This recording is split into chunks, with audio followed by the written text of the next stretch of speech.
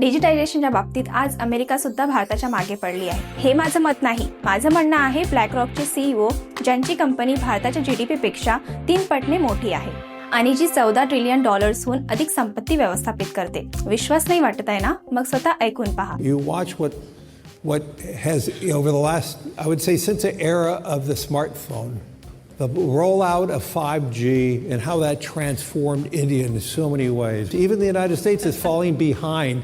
We need to be digitized. जिओच्या pan India 5G लॉन्चमुळे आज Bharat data वापरण्यामध्ये जगात आघाडीवर आहे. आणि आता जिओ एक पाऊल पुढे जात गुगल जेमिनाय AI आणि AI चे कोर्सेस मोफत देत आहेत, कारण AI ची क्षमता अमर्याद आहे. The $110 trillion world with AI productivity will go up to a $300 trillion world in 3 decades, right?